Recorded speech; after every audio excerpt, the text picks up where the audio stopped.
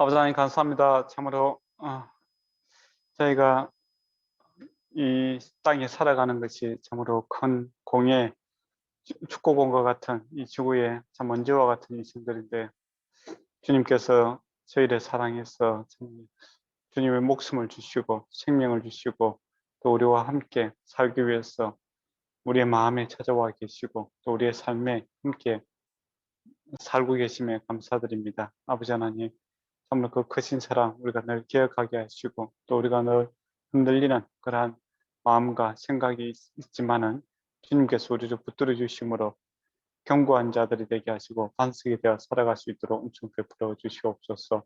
그리고 또한 우리가 이 땅이 전부가 아니라 또 영원한 주님의 나라가 있음을 늘 기억하게 하여 주시옵고 영원한 것들을 사모할 수 있는 자들 되게 하여 주시옵소서. 오늘도 주의 말씀을 보고자 합니다. 주님께서 함께하여 주시옵소서. 예수님 이름으로 기도드리옵나이다. 아멘.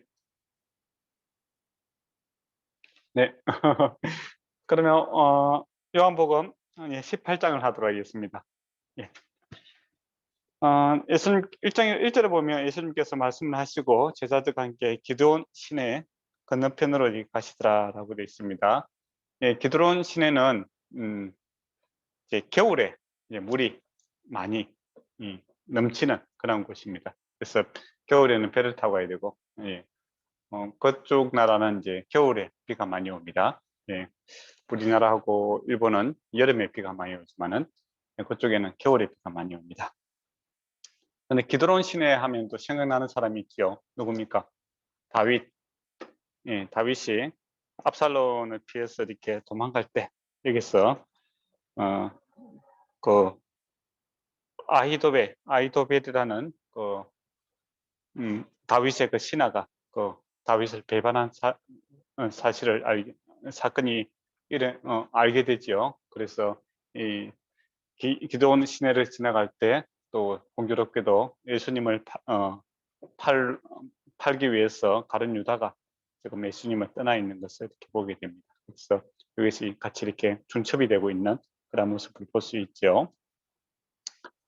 예, 그리고 이제 겨울이 아닐 때는 비가 많이 안 올 때는 배 안 타고 이렇게 물이 작기 때문에 그냥 우리가 겨울 같은 거 지나갈 수 있는 것처럼 지나갈 수 있다고 합니다. 그래서 예수님께서 지금은 배 안 타고 이렇게 지나가시고, 예, 다윗 같은 경우에는 이제 그때 비가 많이 왔으니까 배를 타고 지나갔고, 예, 그런 차이가 있습니다. 그럼 2절에 보면 그곳은 가끔 예수께서 제자들과 함께 모이는 곳으로, 예, 예수를 판 유다도 그곳을 알더라라고 하지요. 예수님께서 이제 기드온 시내를 건너서 이제 동산으로, 올리브 나무가 많이 있는 그 동산으로 이렇게 가셨습니다. 근데 그전에도 이제 예수님을 이제 죽이기 위해서 이제 유대인들이 그리고 많이 노력을 했죠. 그런데 이제 예수님을 잡지 못했습니다. 왜냐하면 예수님 때가 되지 않았기 때문이죠. 예, 그런데 이제 지금은 예수님이 때가 되었습니다. 그래서 예수님이 잡히게 될 거예요. 그 3절에 보면 유다가 훔쳐 오는 것이 아니고 군대를 데리고 옵니다. 이때 이제 군대라고 하는 이 단어가 그 규모 사람 수를 갖다가 이야기한다면 한 600명 정도 되는 숫자입니다. 로마 군대가 이제 600명 정도 왔을 것 같고, 물론 다 안 오더라도 한 450명 정도 되겠죠. 예, 그 정도 많은 숫자입니다. 그리고 이제 대제사장들과 이제 바리새인들이 또 사람들을 갖다 또 보내주죠. 그러니까 성전을 갖다가 지키고 보호했던 그런 사람들, 예, 그런 사람들도 함께 보냅니다. 그러면 숫자가 꽤 많았을 것 같아요, 그죠? 예, 로마 군대 한 600명, 또 그 대제사장들과 또 바리새인들이 보냈으니까 뭐 적어도 한 700, 800, 많게는 한 1000명 정도는 될 것 같아요, 그죠? 예. 그 정도 올라가야 잡을 수 있잖아요. 우리도 뭐 간첩이 만약에 한 명 왔다 하면 산에 있다 하면은 뭐 그거보다는 한 1000명 정도 올라가야 되죠. 예. 그리고 또 예수님이 제자들이 한 12명 있으니까 몇 명 그 작은 숫자가 갖고는 곤란하지 않습니까? 그래서 많은 수를 갖다가 이렇게 파견을 하고 있는 것을 보게 됩니다. 그리고 또 이 일에 있어서 이제 로마 군대와 대제사장과 바리새인이 합심하여 예수님을 이제 제거하려고 하는 그런 모습을 보게 되죠. 평소에 이 사람들이 친한 사람들이 아니잖아요. 그죠? 로마 군대하고 대제사장들하고 또 바리새인들하고 이 원래는 다 각자 이렇게 자기 세력을 갖다가 추구했던 사람들인데 예수님 제가 하는 일에 있어서는 하나가 되어 움직이고 있는 것을 보게 됩니다. 그리고 사절에 보면 예수께서 그 당할 일을 아시고 나아가 이르되 너희가 누구를 찾느냐 이렇게 예수님께서 먼저 이렇게 물어보십니다. 그러니까 나사렛 예수라 하지요. 그러니까 예수님께서 내가 크다라고 이야기합니다. 그 에고 에미라는 이야기입니다. 원문에는 에고 에미 나는 나이다 이렇게 이야기하지요.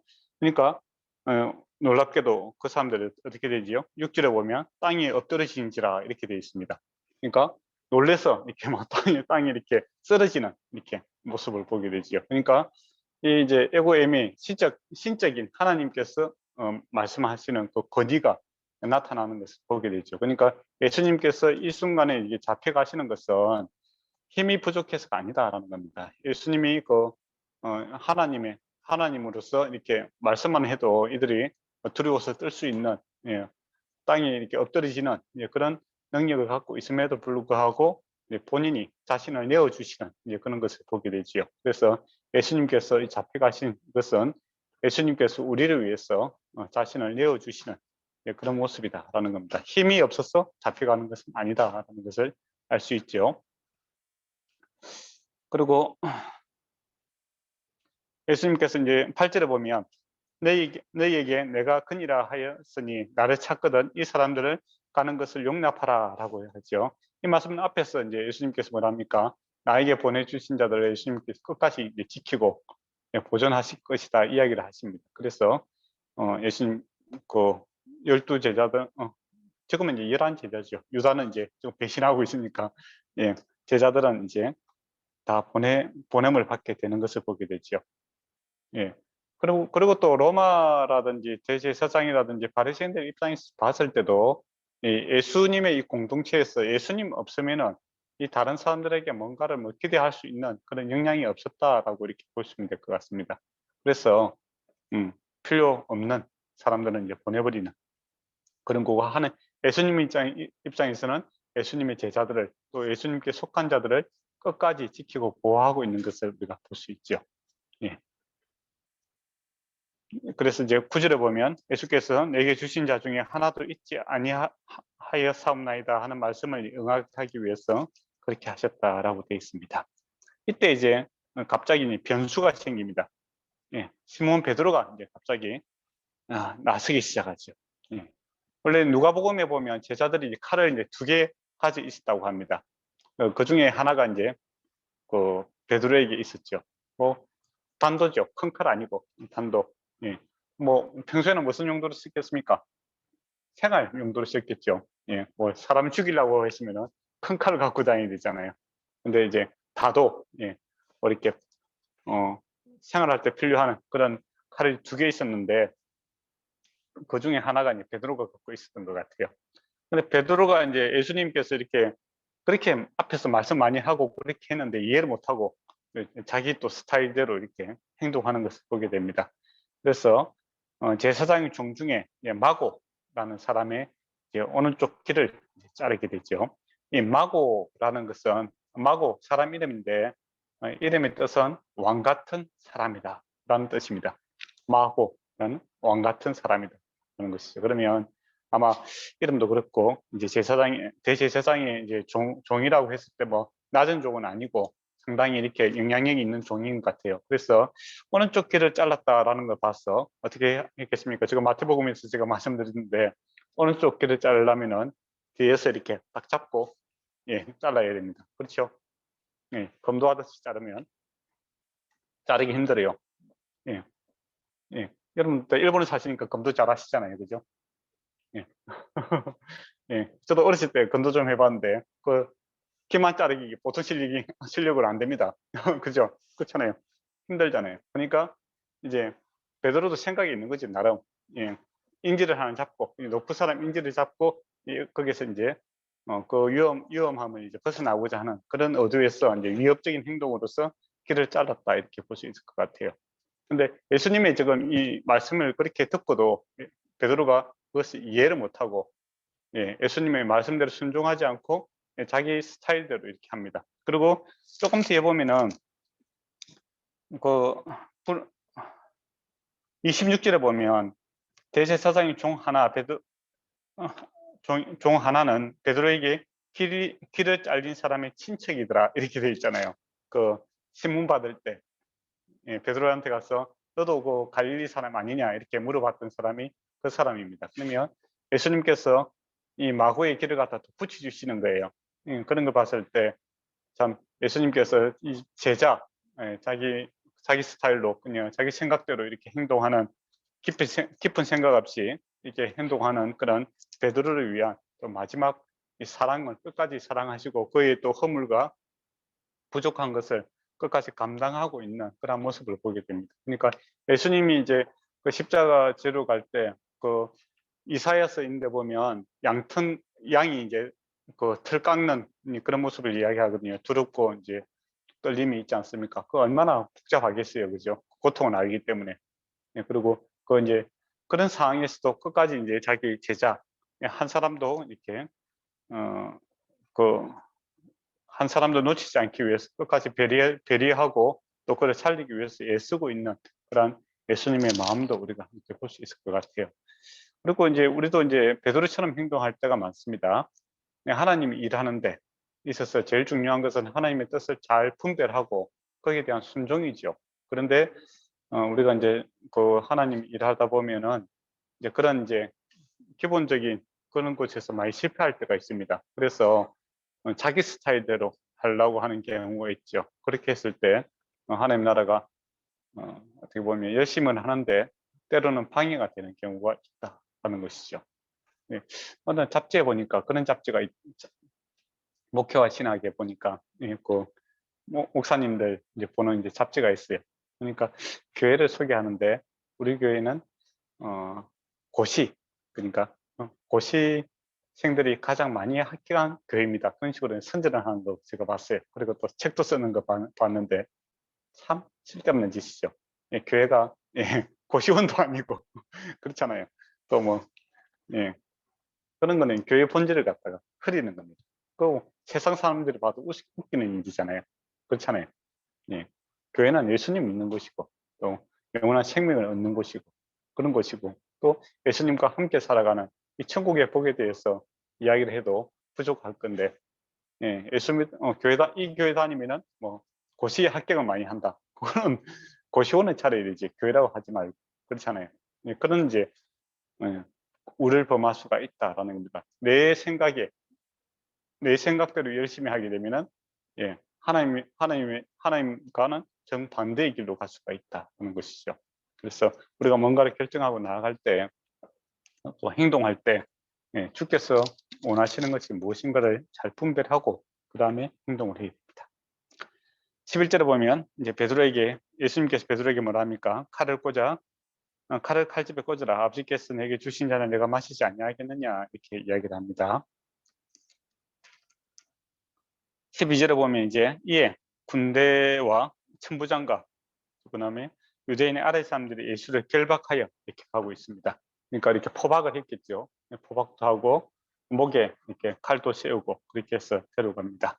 근데 누구에게 데려가냐면은 13절에 보면 아나스에게 또 데려갑니다. 아나스는 누구죠? 아나스. 뒤에 13절에 설명이 있죠. 그해 대제사장의 가야바의 장인이더라 이렇게 되어 있습니다. 그죠? 근데 이 사람이 이제 그 전에 그 대제사장이었습니다. 가야바 이전에 대제사장이었는데 이 사람이 이제 좀 많은 문제를 일으켰어요. 예. 그래서 이제 로마에서 이 사람을 갖다가 물러나게 하고 그 사위 이제 그 가야바를 갖다가 이렇게 세웠습니다. 근데 실제적으로 이제 실세라고 하죠. 실제적으로 이 대제사장의 일들이라든지 이 사두개인들을 갖다 장악하고 있는 사람은 바로 이 아나스입니다. 그러니까 사람들이 아는 거죠. 딱그 누구의 명을 들어야 되는지 그 판단이 제일 중요하다는 것을 이제 밑에 사람들이 잘 알지 않습니까? 그래서 원래는 대제사장에게 데려가야 되는데 그거 아니고 그 장인 아나스에게 이렇게 데려가고 있는 것을 보게 되죠. 이 자체가 지금 불법입니다. 그렇잖아요. 재판할 수 있는 권한이 없는 사람에게 재판하고 있는 것도 불법이고, 또 재판은 낮에 해야 되는데 지금 밤에 이루어지고 있잖아요. 그것도 불법이고, 예, 스스로 이제 불법을 이렇게 행하고 있는 그들의 모습을 보게 되죠. 그래서 아나스에 대해서 조금 더 이제 알아본다면, 이제 대제사장은 원래는 이제 구약에서 이제 저번에도 말씀드렸지만은 이제 이 사람이 죽어야, 예, 그 다음에 대제사장이 이렇게 세워집니다. 그리고 대제사장이 죽으면 어떻게 되죠? 도피성에 있던, 도피성에 들어가 있던 그 죄인들이 다 같이 해방을 받게 되는 것을 보게 됩니다. 구약에. 예, 맞잖아요, 그죠? 예, 도피성이라는 것이 이제 그 이스라엘 땅에 하루 만에 이렇게 도망갈 수 있는 그런 위치에 이제 분포되어 있습니다. 근데 이제 고의로 이렇게 사람을 죽일 경우에는 그게 뭐 가더라도 그 벌을 받게 되는데, 내가 막 나무를 하고 있다가 그 도끼로 나무로 이제 치고 있다가 도끼날이 빠졌어. 근데 우연히 지나가던 사람이 그게 맞아서 죽었어요. 그러면 고의로 죽인 게 아니잖아요, 그죠? 그때 이제 피해 복수가 있을 수가 있는 거죠. 그 이제 죽음을 당한 그 집안에서 그 사람을 죽일 수가 있는 거예요. 그러면 이 사람이 도피성에 이제 도망갈 수 있는 겁니다. 그래서 하루 안에 갈 수 있는 그러한 곳에 이제 전국적으로 이렇게 다 도피성들을 많이 만들어 놨어요. 거기에 이제 가게 되면은 제사장이 심문을 하는 겁니다. 당신이 왜 여기 오게 됐느냐라고 했을 때, 나는 우발적으로, 고의성이 없고 우발적으로 이런 일이 생겼다. 그래서 나를 좀 보호해 달라라고 했을 때, 그 도피성에서 그 사람을 다 보호해 줍니다. 그리고 이제 이 사람이 언제 이제 해방이 되냐면은, 대제사장이 이제 소천하게 되면, 죽게 되면은 이제 그 사람들의 그 죄도 다 해결이 되고 그 사람들이 자유하게 되죠. 그래서 이제 그것이 궁극적으로 보여주는 것은 뭐냐면, 대제사장 되시는 예수 그리스도께서 이제 죽으실 때 우리의 죄도 함께 소멸될 것을 이야기하고 있는 거죠. 그리고 우리가 그 죄에서 이제 자유롭게 될 것을 이제 그 보여주는 예표로서 이제 그렇게 그런 제도가 있었습니다. 그런데 이제 지금은 이제 로마에 의해서 이제 지배를 당하고 있고, 또 로마에서 이렇게 대제사장을 이제 세울 수 있는 이 권한이 있습니다. 그래서 로마에서 그 헤롯 왕이죠. 왕에게 이제 대제사장을 지명할 수 있는 그런 권한을 허용했는 거예요. 근데 아나스가 이제 뭘 좋아했냐면 이 돈을 좋아하는 사람입니다. 예, 그리고 권력을 장악하는 능력이 대단했던 사람인 것 같아요. 그래서 이제 그 제사 지내는, 저번에도 말씀드렸지만은 그 유월절이라든지 또 이렇게 절기마다 왔을 때 제물을 그 하나님 앞에 짐승을 바쳐야 되잖아요. 그러면 이 도장을 찍어주는 이 권한을 갖다가 이 아나스 집안이 다 장악하고 있는 겁니다. 그래서 몇 배의 그렇게 폭리를 취하고 또 환전을 통해서 이익을 취하고 뭐 그렇게 하니까 사람들이 불만이 많겠죠.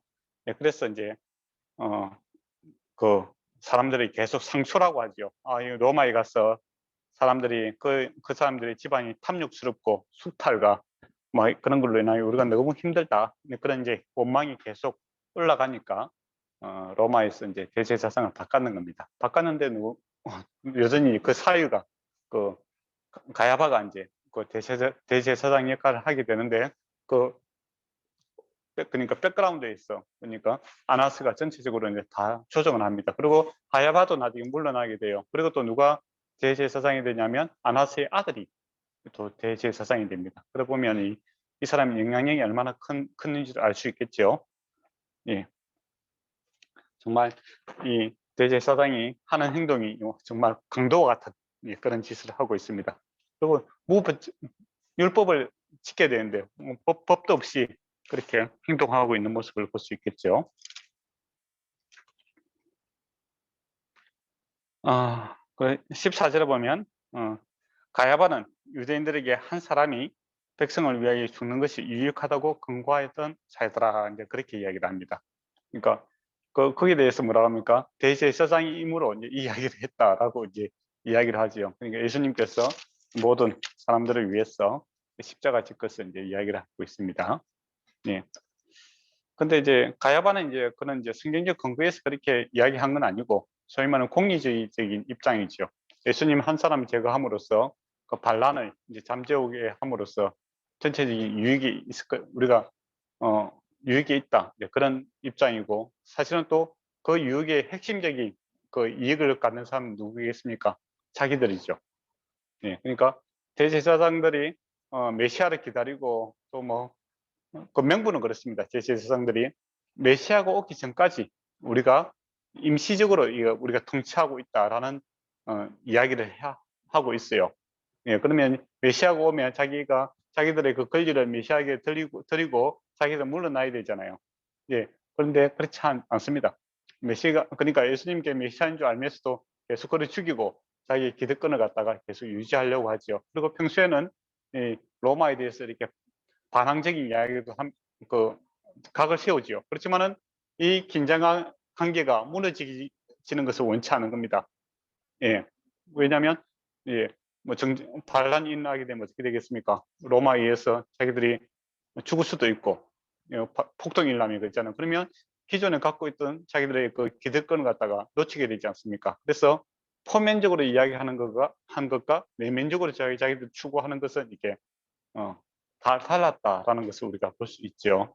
그래서 무고한 자라도 죽여서 자기들의 이권을 갖다가 계속 유지하겠다라는 것이 이 제사장 집안의 생각이고, 또 바리새인들도 똑같습니다. 사실은 하나님 나라의 거룩을 이제 이야기하고 백성들의 인기 있는 그런 말들, 그러니까 대제사장 이런 사람들이 부패했고 그래서 경건을 추구해서 하나님 나라를 만들자, 그런 이야기를 많이 하지요. 그래서 이제 궁극적으로는 로마로부터 우리가 독립하고 더 나아가서는 세상으로 이제 더 큰 나라를 만들자, 이제 그런 이야기를 많이 합니다. 그렇지만은 막상 메시아가 오니까 어떻습니까? 자기들이 가지고 있던 그 기득권을 내려놓기 싫은 거죠. 이대로가 좋은 겁니다. 서로 막 표면적으로 욕하면서도 자기 내면적으로는 자기들의 기득권을 유지하기 위해서 무고한 예수님을 죽이는 것이 낫다라는 이제 합의가 이루어지는 거죠. 그래서 예수님을 죽이는데 그들이 함께 힘쓰고 있는 것을 보게 됩니다. 네. 예수님께서 그래서 뭘 보신다고 합니까? 사람 중심을 보신다고 하잖아요. 그죠? 우리의 마음을 보시는 겁니다. 그래서 우리가 어떤 마음으로 주님 앞에 나아가는가, 이건 정말 중요한 거고, 그리고 우리의 마음과 생각이 바뀌면 행동이 바뀌는 겁니다. 근데 행동만 바꿈으로써 우리의 마음을 바꾸기는 힘든 것 같아요. 그리고 또 그게 우리가 다 쏟기 쉽고 그렇습니다. 그래서 우리가 하나님 일할 때 동역자들을 이렇게 모을 때도 이제 그 중심을 좀 보려고 노력을 많이 해야 될 것 같아요. 뭐 실력도 보고 뭐 여러 가지 다 봐야 되겠지만은 제일 중요한 것은 이제 그 사람이 어떤 마음으로 이 사역을 하고자 하는가, 이것이 제일 중요합니다. 15절에 보면 시몬 베드로와 또 다른 제자 한 사람이 예수를 따르니, 또 다른 제자는 누굴까요? 네, 맞습니다. 요한 맞습니다. 이 모양 보고 제가 맞췄습니다. 요한입니다. 예. 우리는 중심을 보이지 않습니까? 소리는 안 들려도 바로 알 수 있습니다. 요한. 잘했습니다. 왜냐하면 다른 제자들은 도망갔어요. 근데 사실 베드로 우리가 이제 3번이나 부인했다고 이렇게 많이 욕을 얻어먹지만은 대단한 사람입니다. 다른 사람은 도망갔는데 요한은 끝까지 그래도 예수님 주변에서 어성거리고 있잖아요. 그죠? 맞잖아요. 그럼 대단한 거예요. 다른 사람들은 그 자리에 있지도 못했다는 겁니다. 그리고 이제 다른 제자가 누구냐 하면, 예수님께서 십자가 이제 돌아가실 때 마리아를 갖다가 이 다른 제자, 저기 요한에게 이렇게 마리아를 좀 가족으로 받아들이고 잘 보살펴 주라고 이야기를 하지요. 그러니까 이 다른 제자는 이 요한이다, 이렇게 볼 수 있죠. 그리고 이 제자는 그 대제사장과 아는 사람이다, 이렇게 돼 있죠. 그러니까 요한이 그렇게 좀 자유로울 수 있었던 이유 중에 하나가 이유를 되고 있습니다. 이 제자, 즉 요한은 대제사장과 아는 사람이다, 이렇게 돼 있죠. 그래서 이제 조금 더 가까이 가서 이렇게 볼 수 있었다라는 겁니다. 그러면 요한은 예수님 대제사장과 어떻게 알 수 아는 관계였을까요?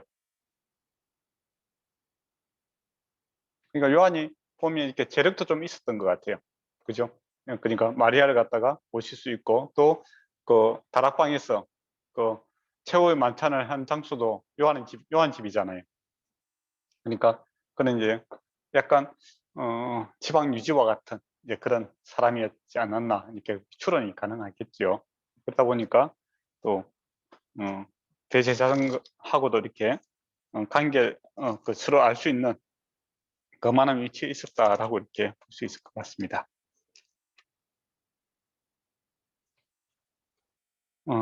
그리고 베드로는 이제 문 밖에 서 있죠. 근데 대제사장을 아는 그 제자가 나가서 문 지키는 여자에게 말할 때 베드로를 데리고 들어오니 이제 베드로는 밖에 있다가 이제 들어오는 겁니다. 그죠? 예. 그러니까 요한은 자유롭게 거기에 들어갈 수 있는 사람이었고 베드로는 문 밖에 서성거릴 수밖에 없는 사람이었다. 이제 그런 거죠. 그러니까 그 사회적 위치로 보면 이제 요한이 조금 더 위치가 좀 높았다고 이렇게 볼 수 있겠죠. 그죠? 있잖아요. 그죠? 예. 그래서 이제 데려옵니다. 근데 문 지키는 여종이 이제 베드로에게 말할 때 너도 이 사람의 제자 중 하나가 아니냐 이렇게 물어봅니다. 예. 원래는 이제 그 당시에는 여인들의 그 정언은 그 법적 효력이 없어요. 근데 이제 베드로가 너무 이제 겁이 많았던 것 같아요. 막 떨리는 마음, 도망가고 싶은 마음도 있지만은 예수님을 사랑하는 마음도 있고, 그죠? 자기가 또 다른 사람 다 버릴지라도 나는 뭐 끝까지 안 버리겠다는 그런 이야기를 했지 않습니까? 그거 진심이에요. 그렇지만 이제 지금 현재 예수님이 막 끌려가서 이렇게 있는 모습을 보니까 두려움이 너무 많이 생기는 거죠. 두려움과 내가 의리를 지켜야 되겠다. 하는 이 두 마음이 싸우고 있는데 옆에서 툭 찌르니까 막 예수님 모른다고 이렇게 부인을 해버립니다. 그리고 그때가 이제 추운 거로 종과 아랫 사람들이 불을 피우고 있더라라고 이야기하죠. 예, 그게 이제 나중에 21장에 보면 어떻게 합니까? 예수님께서 베드로에게 내가 나를 사랑하느냐 이렇게 물어볼 때 예수님께서 모닥불을 피우고 거기다가 고기, 그죠? 그 물고기를 구우면서 그렇게 이야기를 하십니다. 그러니까 예수님께서 그 상황을 그대로 이제 연출해서 그 마음을 갖다가 기억을 갖다 해상을 시켜서 다시 어떻게 보면 트라우마라고 하지 요즘에, 그죠? 만약에 베드로는 이제 그 모닥불만 보면 얼마나 가슴이 철렁하겠어요. 그리고 그 모닥불만 보면 어떻게 하겠습니까? 내가 주를 부인했다는 그 죄책감에 이제 눌려 살 수밖에 없잖아요. 근데 우리는 이제 지금 저와 여러분은 모닥불을 언제 피웁니까? 1년에 한두 번 피우죠. 캠파이어 할 때. 그잖아요. 근데 그 당시에는 매일 밤만 되면 피우는 게 모닥불이잖아요. 그렇지 않습니까? 그러면 뭐 얼마나 괴롭겠어요. 예.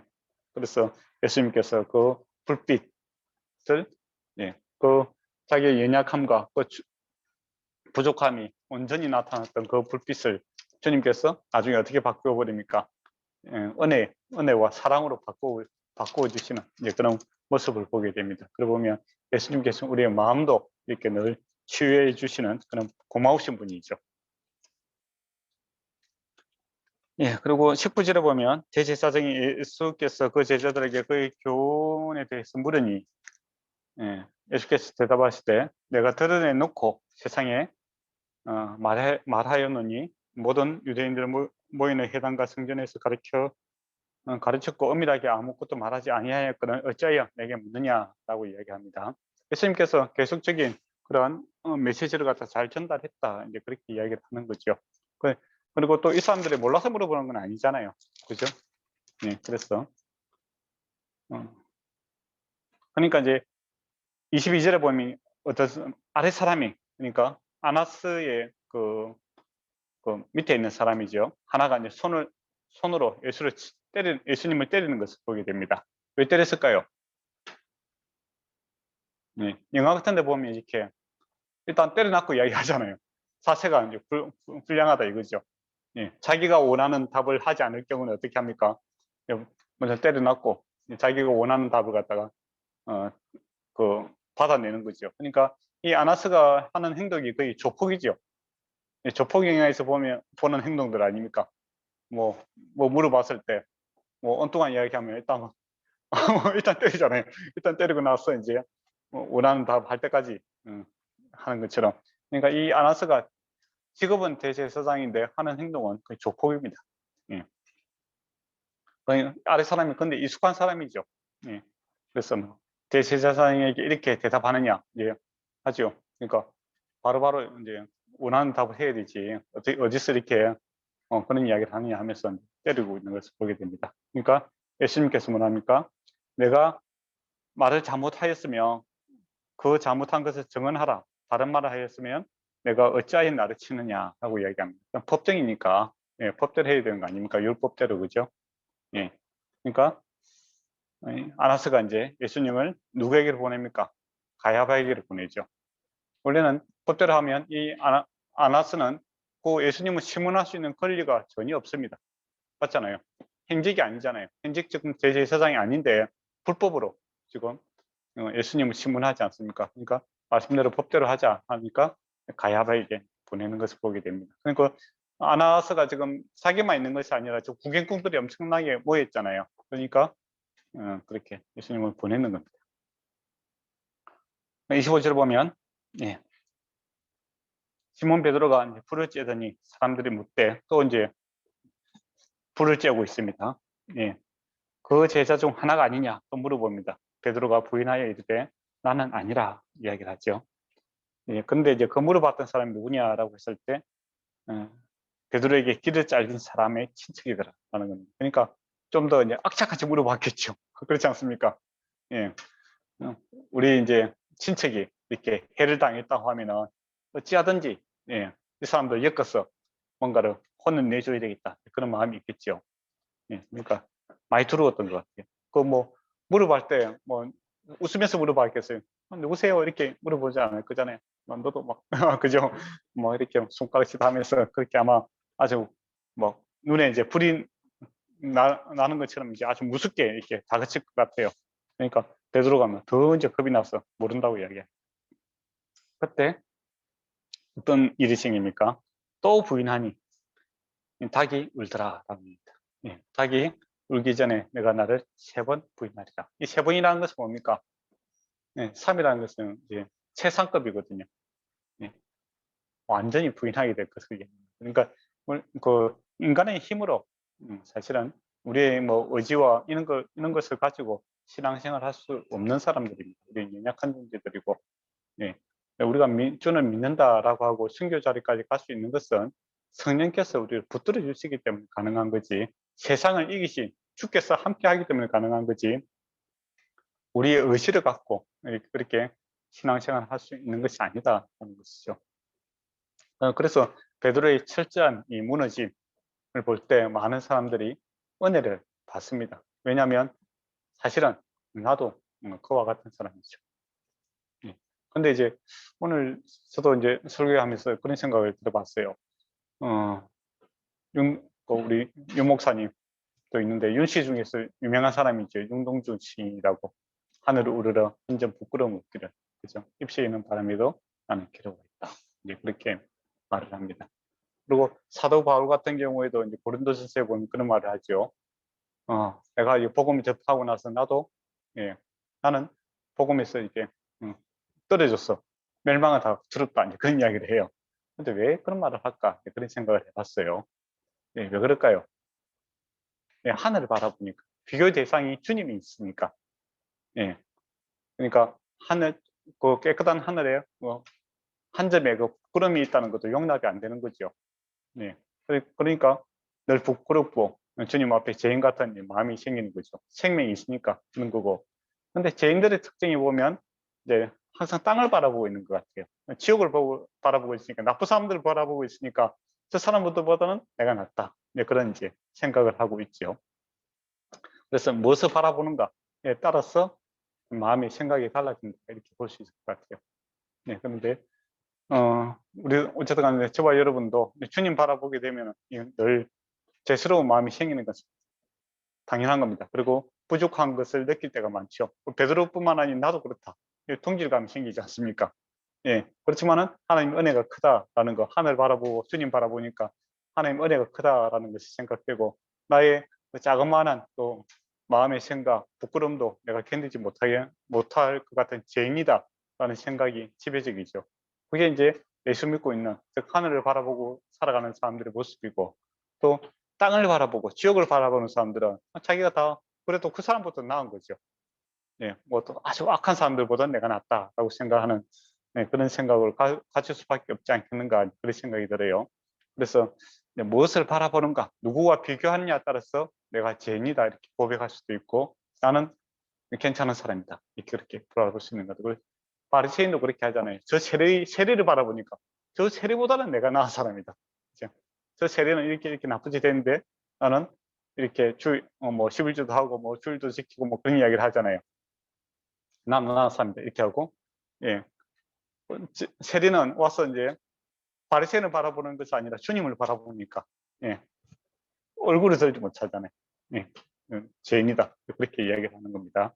근데 이제 베드로의 이런 모습을 볼 때, 예, 참, 예, 인간적으로 보면 비겁하죠. 영화의 그 주인공의 모습은 아닙니다. 보통 영화의 주인공들은 어떻습니까? 끝까지 부인하지 않고 뭐 죽는다든지, 그죠? 안 그러면 칼을 하나 가지고 1000명을 죽이고 예수님을 탈주시킨다든지, 예, 그런 모습이 영화의 주인공들의 모습이잖아요.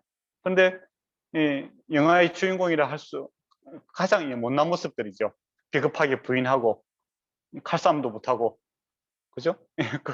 예, 그렇게요. 철저히 무너지는, 예, 그런 모습을 우리는 그 주인공으로 삼고 있습니다.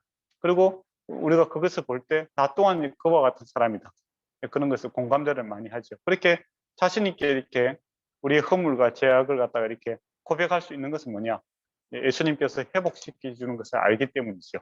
그런 날도 21장에 보면 온전히 회복시켜서 예수님께서 사용하시는 것을 알기 때문에 이렇게 우리가 예수 믿는 사람들 나는 죄인입니다 이렇게 자신 있게, 어떻게 보면 믿지 않는 사람들 보면 뻔뻔하게 계속 그렇게 이야기하는 것이, 예, 우리 죄보다는 주님의 사랑이 크다라는 것이 믿음의 본질입니다.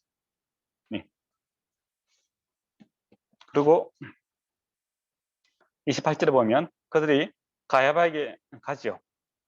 단죄에 끌고 가니 새벽이더라 이렇게 이야기를 합니다. 이 뭡니까? 이것도 불법이다 이거죠. 원래는 관공서는 뭡니까? 낮에 그 재판을 해야 되잖아요. 근데 불법적으로 지금 새벽에 그 불법을 행하고 있습니다. 그리고 이제 그들이 더 이제 그들은 더럽힘을 받지 아니하려고 6월절 음식을 먹고자 간제에 들어가지 아니하더라 이야기를 합니다. 이 참 외식하는 모습에 끝장판을 보여주고 있는 거예요. 불법적으로 지금 사람을 죽이려고 불법 재판을 열고 있으면서도, 예, 간제에 들어가면 이방인 소속이잖아요, 그죠? 근데 거기 들어가면은 내가 이제 더러워져서 6월절 음식을 먹지 못한다는 겁니다. 그래서 거기는 안 들어가고, 그러니까 외형적인 것은 이제 사소한 거, 그죠? 사소한 것은 지키고, 예, 근본적인 것은 완전히 무시하는, 예, 그런 모습을 보게 되죠. 예수님께서 뭐랍니까? 뭐 조그마한 항신료들의 그 11조는 내가 잘 지키지만은 낙타는 부정한 음식, 그 낙타는 통째로 삼켜버린다 이 이야기를 하죠. 그러니까 생명을 사랑하고 이래야 되잖아요. 근데 불법적으로 사람을 죽이고 불법 재판을 열고 이런 것들은 과감하게 해가면서 사소한 거, 예, 간제에 들어가는 거, 이거 먼지만 털어버려도 되는 일을 갖다가 그거는 지키기 위해서 그렇게 애를 쓰고, 사람 죽이는 일은 눈 하나 깜짝 안 하고 이렇게 행하고 있는 아주 외식적인 그런 유대인들의 모습을 고발하고 있습니다. 그리고 이제 빌라도가 이제 29절에 보면 그러면 빌라도가 밖으로 나가서 그들에게 말하되, 빌라도가 이제 원래는 들어와야 되는데 사람들이 안 들어오니까 6월절을 지킨다고 안 들어오니까 이제 빌라도가 나가는 겁니다. 너희가 무슨 일로 이 사람을 고발하느냐 그렇게 이야기를 하죠. 예. 그러니까 그들이 이제 이 사람은 행악자라 하되 아니면 우리가 당신에게 넘기지 아니하겠나이다 이렇게 이야기를 합니다. 나쁜 사람이다 이거죠. 예. 죽여달라 이야기를 합니다. 그러니까 빌라도가 너희가 그를 데려다가 너희 법대로 재판하다.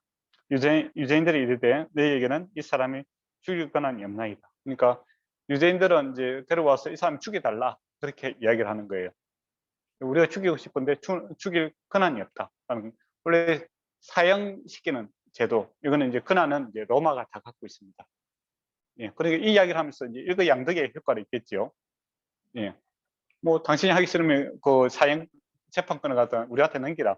그렇게 될 수도 있잖아요, 그죠? 그런 경우에 또 빌라도 입장이 곤란하잖아요. 그러면 이 재판을 내가 또 받아야 되는 입장이기도 하고. 근데 빌라도 입장에서는 곤란한 게 예수님에 대한 정보를 알고 있지 않습니까? 요즘 같은 뜨거운 감자지요. 예. 이 사람이 이제 뜨거운 감자인데, 이 사람을 무리하게 잘못 다뤘다는 폭동이 일어날 수 있는 그런 것을 감지하고 있는 겁니다. 그래서 이제 빌라도에게 손 떼고 싶은 거예요. 그 책임을 내가 지기 싫은 겁니다.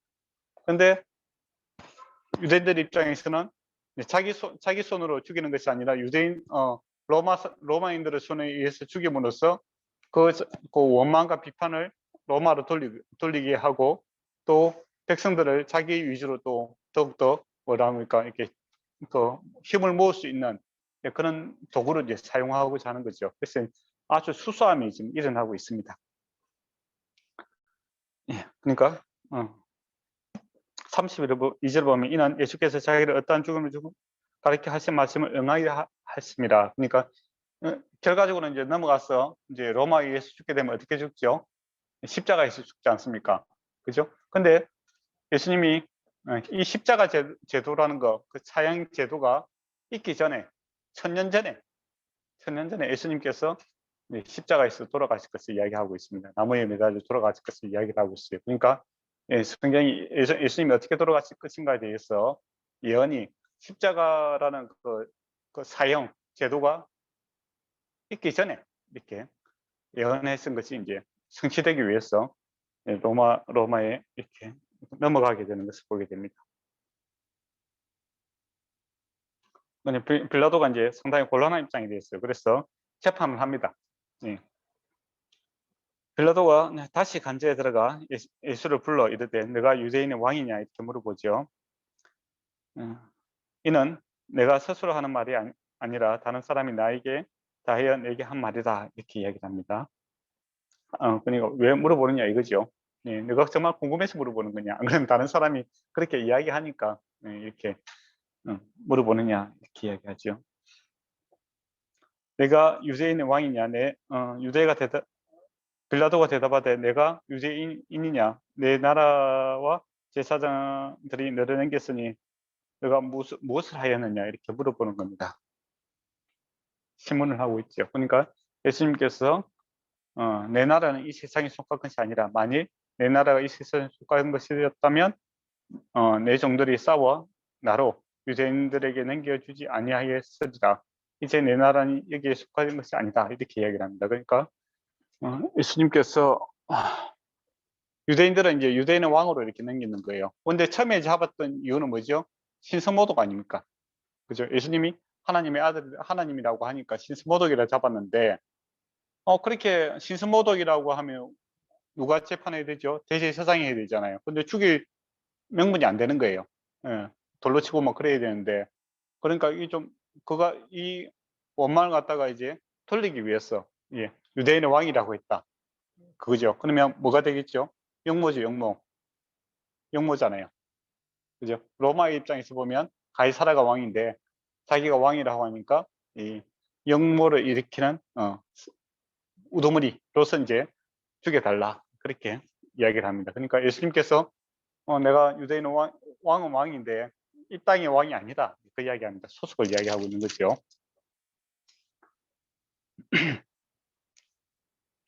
37절을 보면 내 말과 같이 내가 왕이다. 내가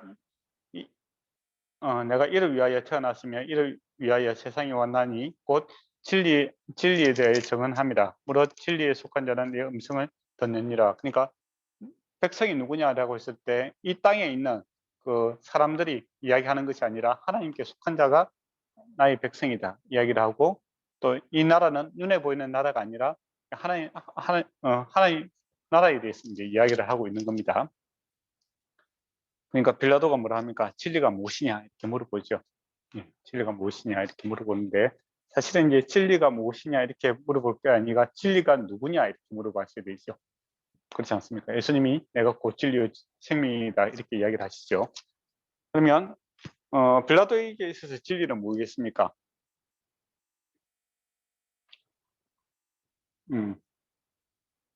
로마 법일까요? 그렇죠. 그러실 수도 있고 또 뭘까요? 힘이죠. 힘이 진리 아닙니까? 세상은 힘 있는 자가 법이죠. 예. 그렇잖아요, 그죠? 예. 힘을 가지고 있어야 힘이 있는 자가 진리입니다. 근데 예수님께서는 하나님 말씀 자기 자신이 이제 진리라고 이야기하고 있죠. 그러니까 소속의 문제일 수도 있겠네. 진리가 그죠? 주님께 속해 있고 하나님 말씀에 속해 있는 자, 그것을 따라가는 자. 그리고 세상에서는 옳고 그름을 결정하는 것이 누굽니까? 그게 진리의 기준이죠. 그리고 우리는 하나님을 왕으로 생각하니까 하나님께서 악과 선과 악을 갖다 구별하지 않습니까? 그 기준이 되는 게 하나님이고 로마의 입장에서는 힘을 갖고 있는 사람이 진리죠. 그리고 빌라도가 이렇게 이제 나왔는데 빌라도에 대해서 조금 이야기를 하면 그렇습니다. 빌라도는 그렇게 착한 사람이 아니에요. 아주 성격이 아주 약간 악랄하고 아주 좀 영악한 사람입니다. 그리고 고집도 세고 그런 사람이에요. 그래서 처음에 이제 빌라도가 이렇게 그 유대 총독으로 이렇게 부임을 하게 됩니다. 보통 때는 어디에 있냐면은 예루살렘에 있지 않고 가이사라 그 해안 도시에 있습니다. 로마에서 이제 배 타고 오면 딱 도착하는 이제 그곳에 있어요. 그리고 그 가이사라는 이름대로 도시 이름 자체가 뭡니까?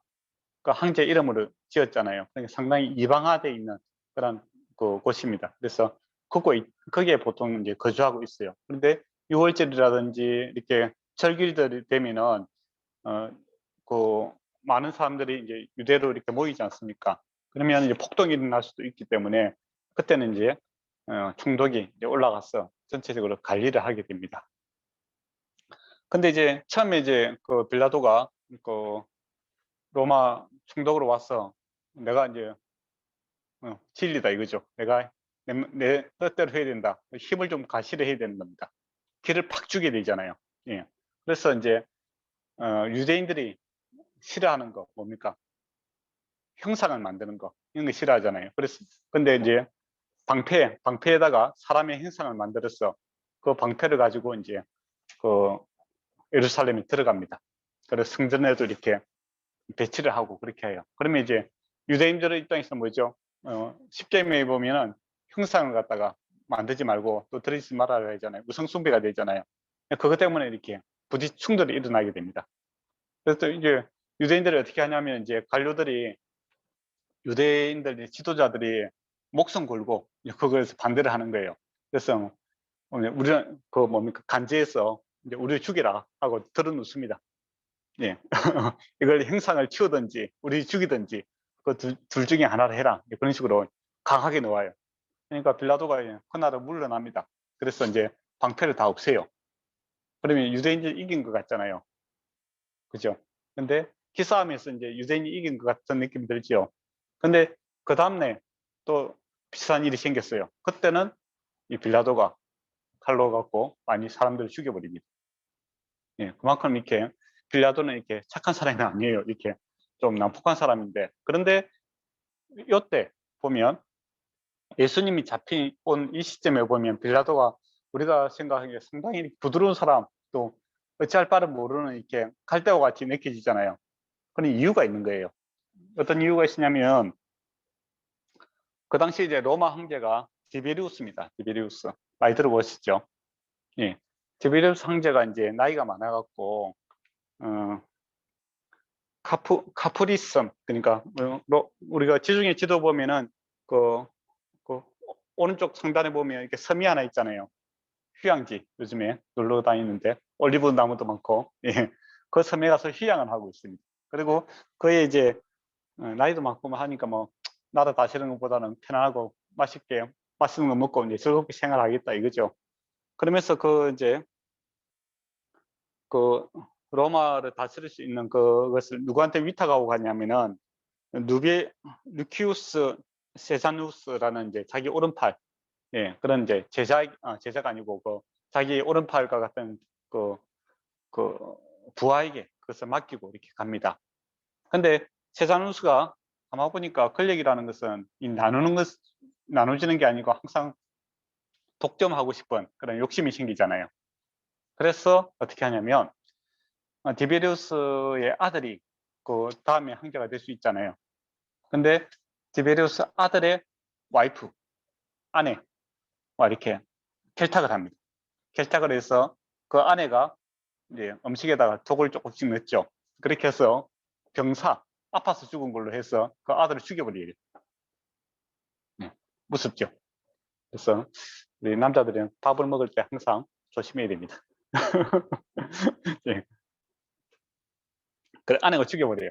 근데 이게 원래는 병사를 해서 죽은 걸로 이렇게 딱 위장을 하게 되고 자기가 이제 그 권력을 다 장악할 수 있는 그런 분위기로 가야 되는데 이것이 이제 항상 들통이 나게 되지 않습니까?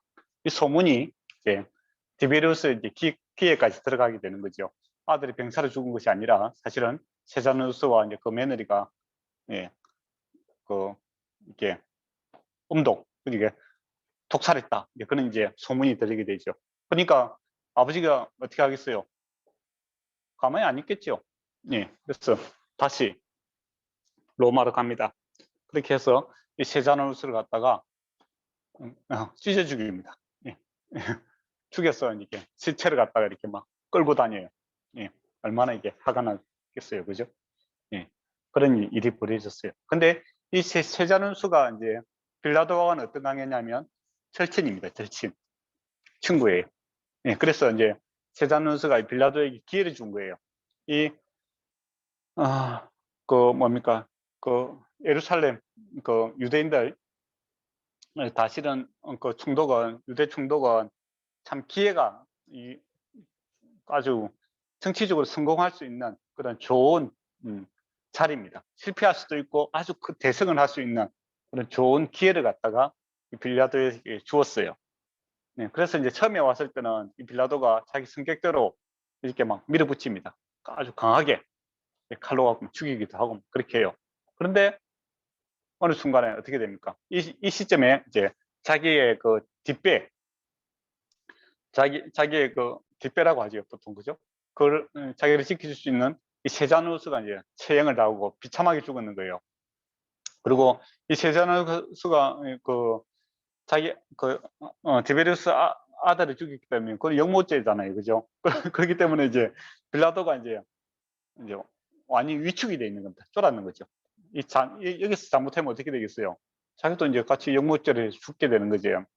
죽게 되잖아요. 그래서 지금 현재 빌라도에게 가장 중요한 것은 뭘까요? 아무 일 없이 평화롭게 이 문제들을 갖다가 잘 넘기는 것이 제일 중요한 인생의 목적, 중요한 시점 아닙니까? 그래서 빌라도가 지금 계속 끌려다니고 있는 거예요. 폭동이 일어나지 않도록. 만약에 폭동이 일어나게 되면 어떻게 되겠어요? 자기 정치 생명도 위험해지는 이제 그런 위기감 때문에 지금 대제사장들의 무리한 요구들을 함에도 불구하고 자기가 이제 그게 계속 끌려다니고 있는 이제 그런 모습을 보게 됩니다. 그러니까 예수님이 이 십자가에 돌아가시는 이 사건이 그냥 단순하게 일어난 것이 아니라 좀 로마에서도 어떤 사건이 일어나고 이렇게 해서 전체적으로 예수님이 십자가에서 돌아갈 수밖에 없는 분위기가 이렇게 만들어지고 있는 것을 보게 되죠. 그러면 예수님께서 이제 십자가에 돌아가시는 것이 하나님의 계획이 이렇게 성취되고 있는 것을 보게 됩니다. 원래 유대인들은 6월절 날 예수님을 죽일 생각은 안 했어요. 왜냐하면 폭동이 일어날까 싶어서.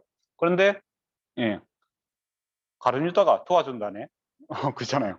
가룟 유다가 도와준다는 거예요. 그렇게 해서 또 6월절 날 이렇게 어린 양으로 돌아가시는 것을 보게 됩니다. 그래서 사람이 계획할지라도 그것을 이루시는 분은 누구라고 합니까? 하나님이시다. 이렇게 얘기하고 있죠. 그러니까 하나님의 뜻이 지금 한 지역적으로 그냥 우발적인 사건이 아니라 좀 세계적인 전체적인 이게 흐름이 이렇게 쫙 그렇게 만들어가고 있는 것을 보게 됩니다. 그래서 세상을 통치하시는 분은 하나님이시다라는 것을 우리가 꼭 기억했으면 좋겠습니다. 그리고 진리가 무엇이냐라고 했을 때 여러분은 이제 저와 여러분은 뭡니까? 진리가 예수 그리스도시다라는 것이죠. 옳고 그름 내가 판단하는 기준은 내가 생각하고 판단하는 기준은 진리이신 예수 그리스도시고 그분의 말씀이고 그분의 나라와 그의 나라와 의에 의해서 내가 결정하겠다라고 살아가는 사람들은 예수 믿는 사람들이고 어떤 사람에게서는 진리는 뭐겠습니까? 힘이죠. 내게 능력이 되는 거. 또 어떤 사람이 돈일 수도 있고 또 어떤 또 젊은 사람들 같은 경우는 그 사랑일 수도 있겠죠. 예. 어떤 뭐 연예인일 수도 있겠죠. 요즘에는 어떤 사람일 수도 있고. 그래서 빌라도가 진리가 무엇이냐 이렇게 물어본다면 우리는 예수 그리스도다 이렇게 이야기한다면 내 생각하고 판단하는 모든 기준은 주님이 되어야 되는 거고 또 만약에 예수가 없다면 그 마음에 예수가 없다면 다른 무엇이 그 그에게 진리겠죠. 그죠? 그럼 보통 책에 보니까 뭐 권력이겠죠. 돈, 섹스 해갖고 이 세 가지가 세계를 사람들을 움직이는 그런 요소다 이제 그렇게 이야기를 하는 사람들이 있더라고요. 그래 보면 세상 정신이 그 세계에서 거의 세 가지에 의해서 거의 많이 움직이는 것 같아요. 그 사람들에게서는 그게 이제 진리고 우리는 진리가 뭐냐라고 했을 때 예수님이다. 그렇게 이야기가 되겠죠. 근데 입으로만 예수님이 아니라 내 생각하고 판단하고 행동하는 기준이 예수님이 되어야 이제 진리에 따르는 사람이 되겠죠.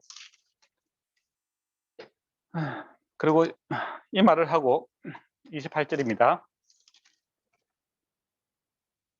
이제 빌라도가 나는 그에게 아무 죄도 찾지 못하였노라 이야기하죠. 예수님이 무죄하다 이야기를 합니다. 총 이제 빌라도가 세 번이나 예수님이 무죄하다라는 것을 이제 이야기하게 될 겁니다. 이게 지금 첫 번째예요. 예수님 죄가 없다 이제 그 이야기를 해요. 그러면서 이제 6월절이면 내가 너희에게 한 사람을 놓아주는 전례가 있으니 그러면 너희가 내가 유대인의 왕을 너희에게 내어주기를 원하느냐 이렇게 물어봅니다. 그러니까 이 문제를 좀 평화롭게 좀 해결하기 위해서 그 빌라도가 머리 쓰는 거죠. 예수님이 보니까 인기 좋았잖아요. 얼마 전에 이제 그 예루살렘에 올라올 때 사람들이 뭐라 합니까? 호산나 다윗의 자손이여 하면서 사람들이 기뻐했잖아요. 그러면 여론 재판을 해서 요즘 같은 여론 재판이죠. 여론 재판을 해서 풀어줘야 되겠다 싶어서 마침 뭐 이렇게 6월절 되면 특사로서 그 죄를 한 명씩 놓아주는 그런 전례가 있는 거예요. 그래서 예수님을 놓아줘야 되겠다 싶어서 이제 여론 재판을 하는 거예요. 그런데 사람들이 뭘 원합니까? 예수님을 원하는 것이 아니라 바라바를 그 넣어달라는 거죠. 바라바는 강도입니다. 바라바는 뜻이 뭐냐면 아버지의 아들이다 라는 뜻이에요. 아버지의 아들. 그러니까 바라바 예수님 예수 바라바 그렇게 되는 겁니다. 예수님도 뭡니까? 하나님의 아들이잖아요. 그러니까 원문을 하면 바라바 예수. 또 이 사람은 예수 바라바. 이름이 똑같아요. 바뀌는 겁니다. 앞뒤가. 무슨 말인지 알겠죠? 바라바 예수, 예수 바라바. 그렇게 되는 거죠. 그러니까 누굴 바라바는 이제 강도라고 했는데 우리가 생각하면 단순 강도가 아니고 그 산적 같은 사람들 있잖아요. 그러니까 로마에서는 길을 갖다가 만들었지 않습니까?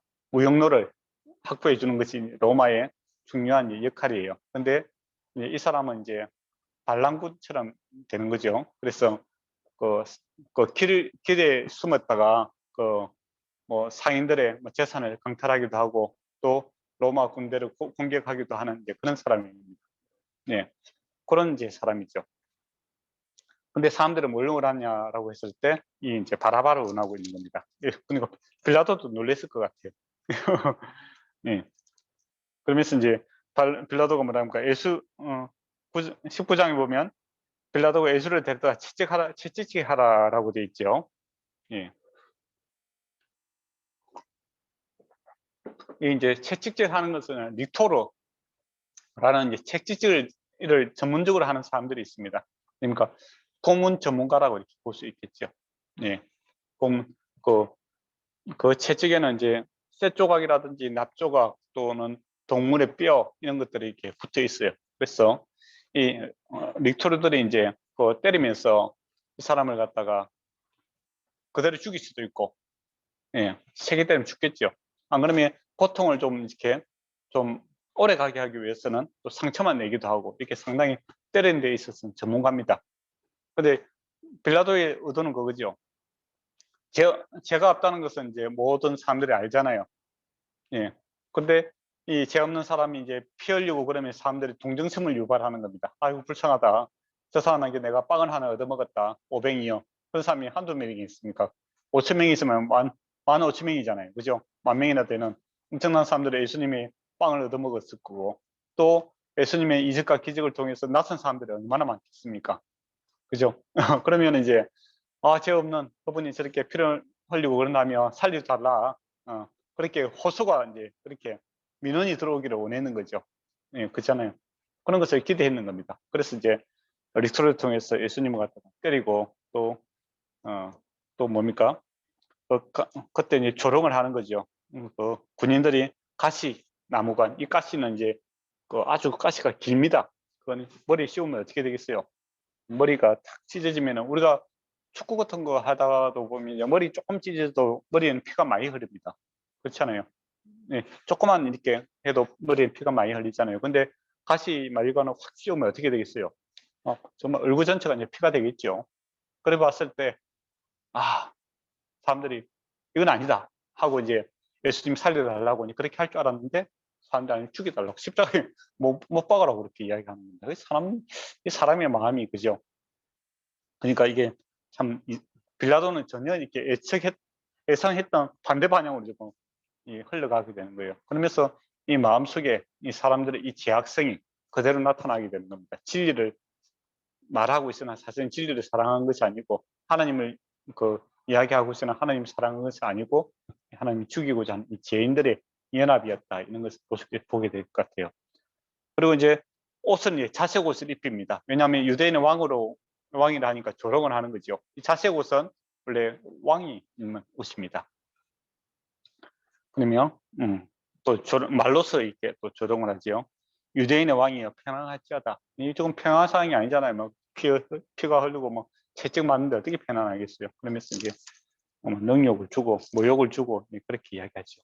이런 이제 모습을 하면서 또 이제 빌라도가 다시 밖에 나가서 말합니다. 보라, 이 사람을 데리고 너에게 나오나니 이는 내가 그에게 아무 죄도 찾지 못하였거늘 너에게 알려주려 합니다. 그러니까 빌라도는 이야기는 뭡니까? 이 사람 죄가 없다. 그런데 이 무지한 사람이 당신들에게 빵을 주었고 병을 낫게 했던 사람이 지금 이렇게 모욕당하고 뭐 그렇지 않느냐. 죄가 없다고 하면 뭐겠으면 살려달라고, 놓아달라고 이야기해야 되잖아요. 그죠? 그거 당연한 거 아닙니까? 예.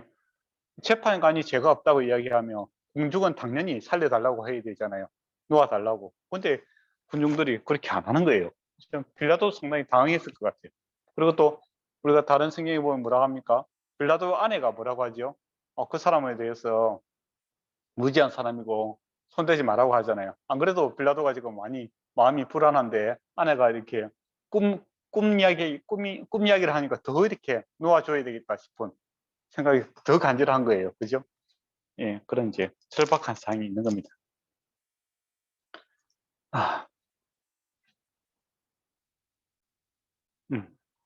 이제 그 두 번째 제가 이야기를 했고, 이제 5절 보면 예수께서 가시관을 쓰시고 자색 옷을 입고 나오니 빌라도가 그들에게 말해 보라 이 사람이라 하며 이제 아주 소위 말하는 피떡이 되는 거죠. 얼굴에 막 피범벅이 되는 거고 등에도 피가 엄청나게 된 거고 이 모욕적인 모습을 보고 그렇게 시각적으로 보면 이제 사람들은 뭐라 하겠습니까? 뭐 제발 좀 살려달라. 뭐 정말 제가 있어도 뭐 이렇게 좀 살려달라 이렇게 이제 소리가 나올 수밖에 없는 상황인데 이제 6절에 보면 대제사장들 들이라고 이제 복수행을 쓰잖아요. 이미 이들이 불법을 행하고 있다는 거, 이걸 이제 강조를 하고 있는 겁니다. 그래 아래 사람들이 예수를 보고 소리 지르 이르되 십자가에 못 박으소서 그렇게 십자가에 못 박으소서 이제 계속적으로 그렇게 소리 지르는 거죠. 너희가 친히 데려다가 십자가에 못 박아라. 나는 그에게 죄를 찾지 못하겠다. 세 번째 이야기합니다. 그러니까 죽이려면 너에게 죽이라. 나는 이 사람에게 죄를 찾지 못했다. 이제 그렇게 이야기를 하죠. 근데 그 진리가 무엇이냐 이렇게 그 빌라도가 물어봤잖아요. 그죠? 만약에 진리가 법이라고 하면 어떻게 되겠습니까? 부지한 자는 살려줘야 되잖아요. 빌라도 입장에서는. 그죠? 근데 빌라도에게서 진리는 뭐냐면 힘이었습니다. 힘. 내게 힘이 있으면 내 마음대로 하는 거고, 지금 힘은 누구에게 있습니까? 대제사장과 군중에게 있으니까 당신들의 뜻대로 내가 하겠다라는 것이죠.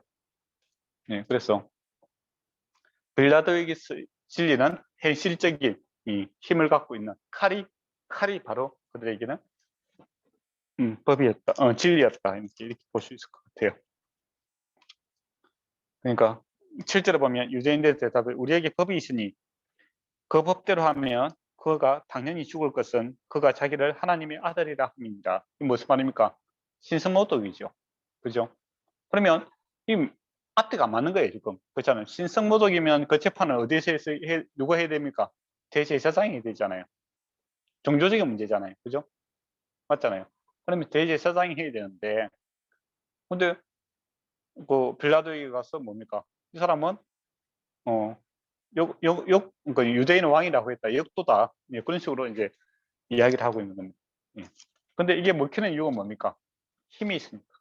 힘이 있으니까. 네, 그들에게 있어 진리는 힘이었다는 것이죠.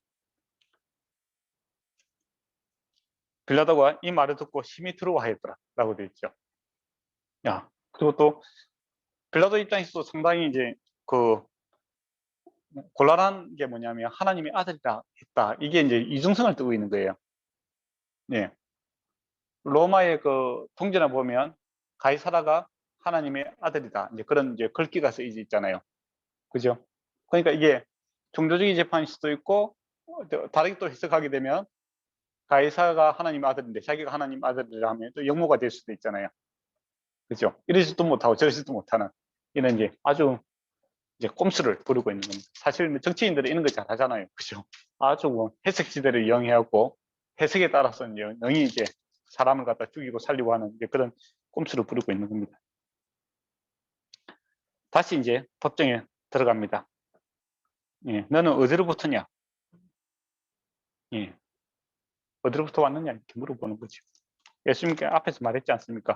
그죠? 이미 18장 36절에 보면 어디에 속해 있다고 했죠? 이 세상에 속한 것이 아니라 내 나라는 하나님 나라에 속해 있다 그렇게 이야기하는 겁니다.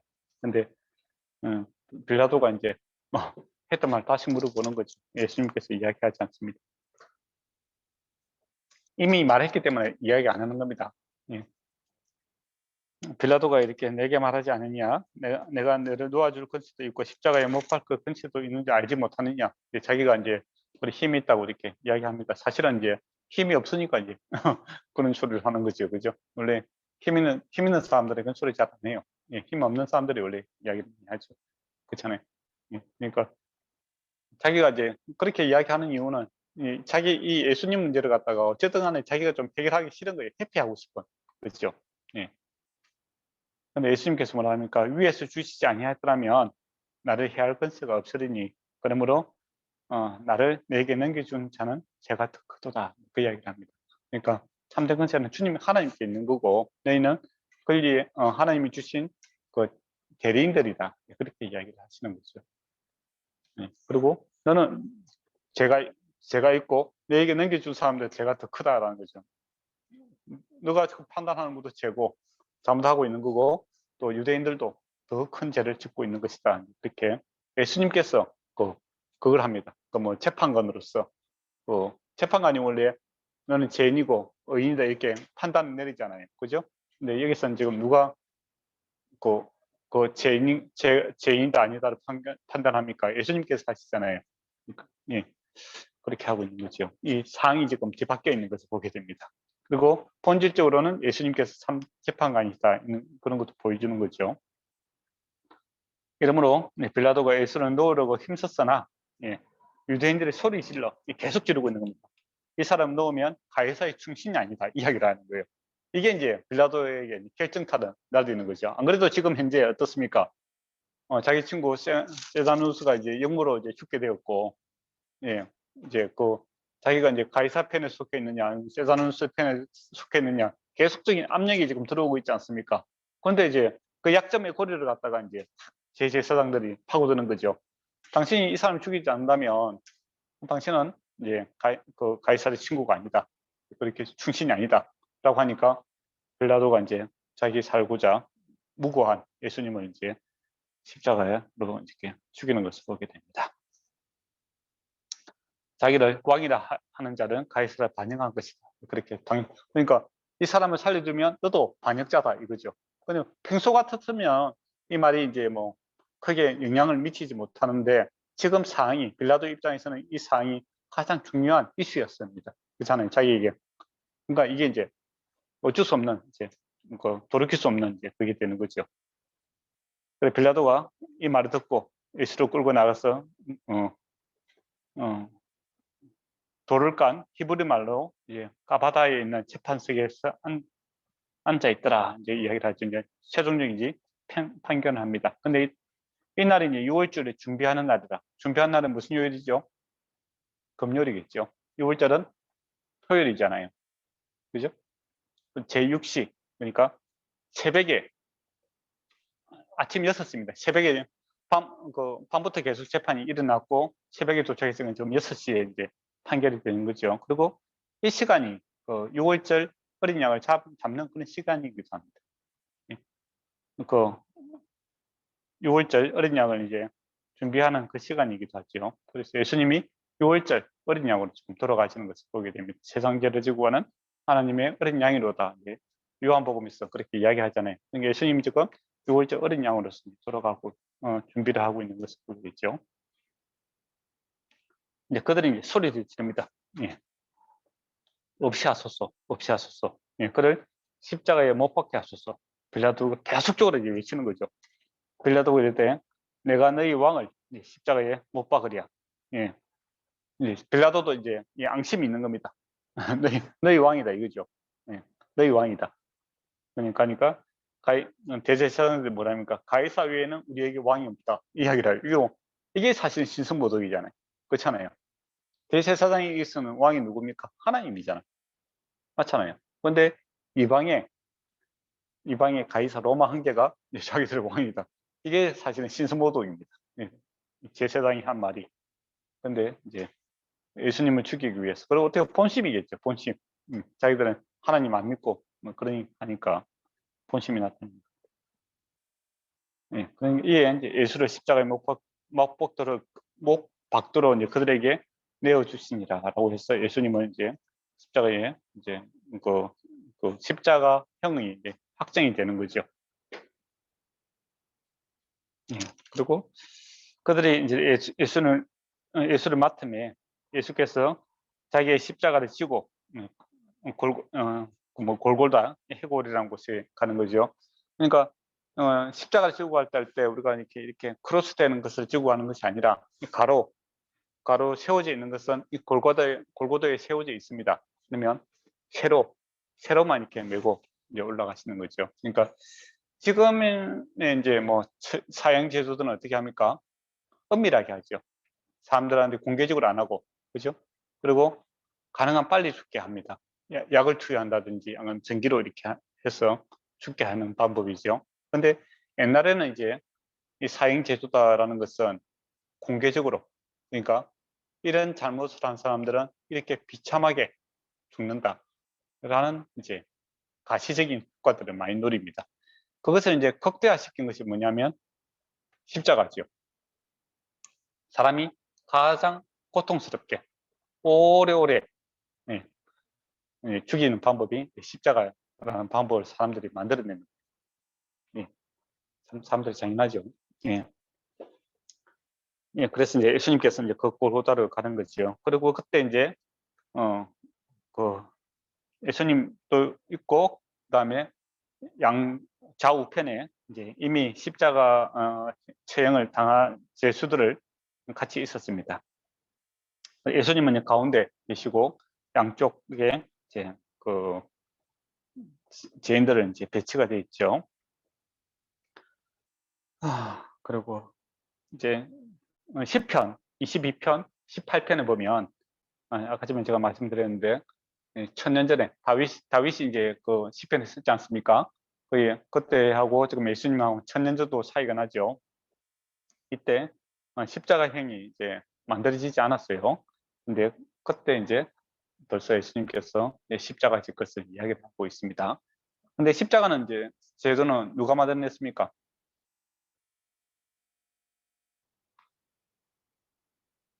어느 나라가 만들었죠, 십자가는? 내가 만들었어요, 일단. 누가 만들었죠? 로마가 만들었나요? 그 전에 아수르 그런 사람들도 있고, 전 정확하게 기억이 잘 안 나네. 제가 알기로는 지금 어렴풋이 기억나기로는 뭐 아수르 때 이렇게 많은 그 고문하는 그런 모습들이 이제 살을 뺏긴다든지 뭐 여러 가지 제도 이렇게 하다가 쭉 이게 이제 끝장판, 그러니까 고문의 끝장판이 뭐냐라고 했을 때 바로 로마에서 만든 십자가다, 그렇게 이야기를 하더라고요. 그 전에도 사람들을 뭐 죽이는 방법 다양했고, 또 중국에도 보면 우리 이제 고전에 이런 게 보면 그 아주 끔찍하게 죽였습니다. 이렇게 대나무를 이용해서 이렇게 학문을 통해서 이제 사람을 꼬지를 만들어 죽이는 방법도 있고, 그런 식으로 해서 아주 뭐 동서양을 관계없이 사람을 갖다가 괴롭히고 죽이는 것만 이렇게 연구하고 그런 것들이 많아요. 그게 이제 제일 고통스러운 방법 중에 하나가 그 십자가죠. 장기간 고통을 주면서 모욕과 창피를 주면서 천천히 죽게 하는 방법. 그게 이제 십자가 고통이죠. 저번에 이제 제가 마태복음 할 때 그 이야기를 좀 들었죠. 물과 피가 이제 쏟아질 때 왜 그렇게 됐냐라고 했을 때 이제 등이 이렇게 벗겨지지 않습니까? 또 머리가 계속 손과 못에 이제 손과 발에 못을 박음으로 피가 이제 계속 흘러내리죠. 그래서 한 22 그냥 양쪽에서 22리터 정도 놓으니까 44리터 정도의 물이 이제 빠지게 되는 거죠, 피가. 그러면 어떻게 되죠? 우리가 심박수가 계속 빨라지고 호흡이 가빠지고, 그렇게 하면은 폐에 물이 차게 돼요. 그러다 보니까 나중에 십자가 찌르잖아요, 그죠? 원래는 이제 살아 있을 경우에는 이제 다른 제수들은 그때 살아 있었잖아요. 예수님 빨리 돌아가신 이유는 채찍을 이제 그만큼 많이 맞았다는 거죠. 그죠? 근데 그 빨리 죽이는 방법은 뭐였습니까? 다리를 꺾어버리는 거죠. 그러면 체중을 갖다가 이렇게 있다가 다리가 꺾이면 어떻게 되겠습니까? 툭 쳐지잖아요. 그러면 빨리 이제 그때 빨리 죽이는 방법으로 이제 그걸 택하는 겁니다. 근데 예수님께서는 이미 돌아가셨다라는 겁니다. 그래서 옆구리에 창을 찌르는 거죠. 확인 사살인 겁니다. 우리가 군대에서 보면 확인 사살 있잖아요. 안 죽었는데 이제 죽었다 하면 이제 군사들이 이제 책임져야 되니까 그걸 이제 하기 위해서 옆구리에 찌르죠. 그러니까 물과 피가 이제 쏟아지는 그런 이제 엄청난 고통을 받고 죽는 것이 바로 십자가 형태다라는 것이죠. 그리고 빌라도가 이제 나름 이렇게 고약한 짓을 합니다. 그러니까 자기 이제 뜻을 굽히지 않는 거죠. 소심한 복수라고 이렇게 할 수 있고, 또 성경적으로 보면 이제 예수님의 정체성은 이제 분명하게 나타나는 거죠. 그래서 이제 유대인의 그 제목이 있잖아요. 뭐 이 사람은 뭐 강도를 했으면 강도 그렇게 적을 거고, 근데 예수님은 죄가 없는데 뭐를 적어야 되겠어요? 유대인의 왕으로 쓰는 겁니다. 그러니까 제사장들을 보니까 그렇게 적지 말고 자칭 유대인의 왕이라 찍으라는 거예요. 그러니까 빌라도가 뭡니까? 난 그렇게 못 찍겠다. 이 사람은 유대인의 왕이다. 라고 이렇게 적는 겁니다. 그러면서 이제 언어를 갖다가 세 개를 써요. 히브리어, 그 다음에 헬라어, 그 다음에 히브리어, 로마어, 헬라어 이 세 가지로 적습니다. 그래서 세 가지 적는 이유가 뭐겠어요? 6월절이니까 디아스폴라, 그러니까 그 유대인들 중에서 이제 흩어져 있는 사람들이 다 모이잖아요. 그죠? 거기에 대해서 이제 이 사람이 왜 죽는지에 대해서 분명하게 로마 지역에서 온 사람들은 이제 그 로마어라, 그리고 헬라 지역에서는 헬라, 그리고 본토 사람들은 히브리어를 알잖아요. 그래서 유대인의 왕이다 이렇게 적습니다. 그리고 이거 갖다가 이제 조금 더 뭐 깊이 생각하면 히브리어는 이제 종교적인 언어고 로마는 정치적인 언어고 헬라는 문화적인 언어다라는 겁니다. 그래서 예수님께서 이 정치, 종교, 문화 모든 것에 이 왕대심을 선포하고 있는 그런 모습이다. 이제 그렇게 볼 수 있을 것 같아요. 그리고 23절에 보면 이제 그 로마 군인들이 이제 네 사람이 그 지킵니다. 그러니까 동서남북을 해서 네 사람이 이렇게 그 하지요. 그러니까 이 사람들이 이제 죄인이 죽으면은 그 옷을 갖다가 자기들이 가질 수 있는 권한이 있는 거예요. 지금이야 뭐 옷이 흔하니까 아이고 그 더럽게 언제 가져가나 이제 그렇게 생각하겠지만 그 당시는 옷감이라는 것이 귀했잖아요. 그죠? 그래서 이제 외투 그 밖에 입는 그 옷은 네 등분을 나눕니다. 그렇게 해서 각 하고 근데 속옷이라는 것은 우리는 지금 팬티라든지 그렇게 생각하시면 안 되고 잠옷 통짜로 여자들이 입고 있는 잠옷 있지 않습니까? 통째로 이렇게 되어 있는 거 원피스 개념에 그게 이제 속옷이에요. 그거는 이제 잘라버리면은 어떻게 됩니까? 얇은 데다 자르면 이제 가치가 없잖아요. 이을 수도 없고. 그러니까 이거는 이제 제비를 뽑아서 이긴 사람이 이제 가지고 가는 걸로 그렇게 제비 뽑는 것을 이야기해요. 이것도 이제 예언이 된 것이 성취가 되고 있는 것을 보게 됩니다. 그러니까 참 사람 죽어가는데 참 그래도 그잖아요. 그 옷 조금 더 가질 거라고 참 제비 뽑고 있는 이런 모습을 보면 참 그래요. 그러면서 이제 24절에 보면 이거 말씀이 성취가 됐다는 겁니다. 그들이 내 옷을 나누고 내 옷을 제비 뽑는 것을 응하게 하려 함이니라. 고인들은 이런 일을 하고라고 되어 있죠. 그러면 이제 십자가 곁에서 누가 있었냐면은 그의 어머니 그리고 이모. 그 이모는 누구냐면은 그 요한, 그 세례 요한, 엄마죠. 글로바라는 아내 마리아, 막달라 마리아, 이 여인들이 서 있습니다. 그리고 이제 26절에 보면 예수님께서 자기의 어머니와 사랑하는 제자 곁에 서 있는 것을 보시고 사랑하는 제자 누구죠? 요한입니다. 요한에게 여자여 보소서 아들입니다. 이야기합니다. 그러면서 이제 그 제자에게 보라 내 어머니다라고 하면서 그 어머니를 그때부터 이제 이 제자가 그 집에서 모시는 것을 보게 되죠. 그러면 마리아에게는 그 예수님 말고도 다른 아들들이 있었잖아요. 그죠? 그러면 그 사람들이 책임을 져야 되는데, 그죠? 근데 그 자리에 없었다는 것이죠. 예수님의 다른 동생들은 그 자리에 없었다는 겁니다. 그리고 믿음의 공동체의 입장에서 본다면 누가 가족이냐라고 했을 때 믿음이 있는 자가 한 형제요 자매다라는 것을 이야기를 하고 있는 겁니다. 네. 시간이 이제 많이 되었는데 이것도 이제 시편 69편 21절 또 시편 22편 5절이 이제 성취된 것을 볼 수 있습니다. 네. 그리고 가족의 정의에 대해서도 한번 생각할 수도 있겠죠. 그러니까 믿음의 공동체 교회는 가족입니다. 가족. 하나님 아버지를 이제 그 아버지를 모시고 살아가는 하나의 가족이고 또 바울 같은 경우는 하나의 지체다까지 이야기하잖아요. 지체라는 뭡니까? 한 몸이다 라고 이야기합니다. 네. 그렇죠. 근데 거기에 대해서 이제 좀 받아들이기 힘들어하는 사람도 있더라고요. 좀 선교지에 가서 저와 여러분은 다 같이 이렇게 같은 아담으로부터 놓은 한 똑같은 사람이다 하니까 내가 마음에 안 들었든지 그건 아닌 것 같다고. 그건 사실 내가 좀 손해보는 느낌이었는데 자기들 싫어하니까 사실 근데 다 우리가 똑같은 아담들입니다. 아담. 그렇잖아요. 한 가족. 주님 안에서 한 지체다라는 것을 꼭 기억했으면 좋겠습니다. 그러면 오늘은 여기까지 하고 우리가 그 질문할 거 있으면 좀 질문했으면 하고 그랬으면 좋겠네요.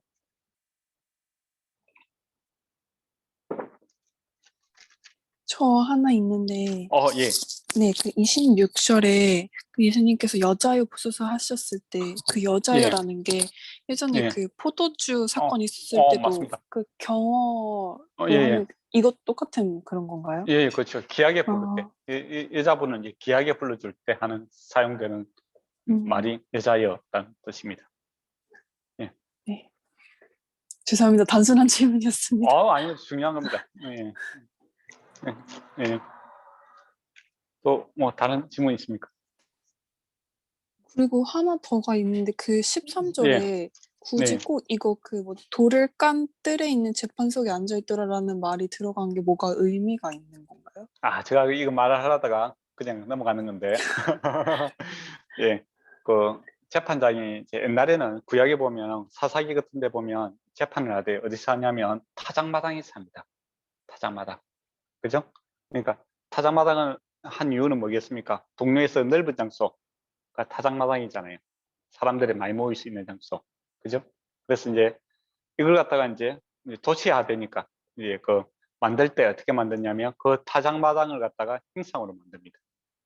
네, 둥글게 만들고 그 위에 이제 그 반석을 세우는 거죠. 옛날 같으면 이제 그 만약에 시골 같은 데서 이렇게 재판을 한다 하면 어떻게 하겠습니까? 그 반석 위에 사람이 하나 올라가고 이야기를 하겠죠. 그 동네 이제 그 원장, 촉장이라 해야 됩니까? 촉장 같은 사람이 올라가서 이야기를 하고 어떻게 하자, 그렇게 하잖아요. 그걸 갖다가 이제 그대로 가져와서 그런 모양을 만들어 놨는 거죠. 예, 그래서 이제 그것을 재판하는 장소다라는 그런 겁니다. 그래서 사내들이 회원들이 모이는 그 장소를 갖다가 반달형 모양으로 이렇게 만들어 놓고 그 주변에 이렇게 앉아 있을 수 있게끔 했습니다. 그게 이제 그 구약의 타작마당을 갖다가 이제 어, 모양을 가져와서 건축을 이제 거기에 그렇게 만든 거죠.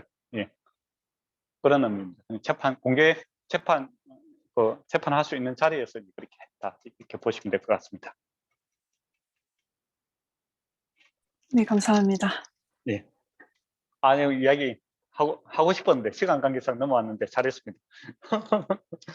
예. 또 뭐 다른 질문 있습니까? 저는 괜찮을 것 같습니다. 예. 저도 없습니다.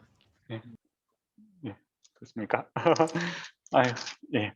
그러면은 제가 이제 질문할 게 있었는데 잊어먹었습니다. 예, 그렇습니다. 예. 그러면 다음 주에는 이제 남은 부분을 제가 하도록 하겠습니다. 예, 그러면 오늘 누가 기도하겠습니까? 제가 기도하겠습니다. 네. 하나님 아버지, 오늘도 요한복음을 통해서 우리가 말씀을 더욱 깊이 배우고 또 깨닫게 해주심에 감사를 드립니다. 어, 죄가 없으신 예수님께서 우리를 위해 십자가에 달려 죽으심으로 우리를 구원해 주시고 또 부활하심으로 우리에게 천국 소망을 주심에도 감사를 드립니다. 계속해서 살아갈 때에 이것을 기억하고 하나님을 더욱더 사랑하고 하나님을 아는 지식도 계속해서 늘어날 수 있도록 인도해 주시옵소서. 어, 우리가 받은 그 은혜와 사랑을 우리만 간직하는 것이 아니라 우리가 앞으로 만나게 될 모든 이웃들에게 나누며 살아가게 해주시고 어, 세상과는 구별된 거룩한 백성으로 또 하나님의 자녀된 그리스도인으로 이 세상을 사랑으로 품고 섬기면서 살아갈 수 있도록 성령님 은혜를 베풀어 주시옵소서. 오늘 하루도 잘 마무리하게 해주시고 한 주간도 하나님 안에서 안전하고 건강하게 지켜주실 것을 믿고 감사를 드리며 예수님 이름으로 기도드렸습니다. 네. 아멘. 예, 좋은 시간 되세요.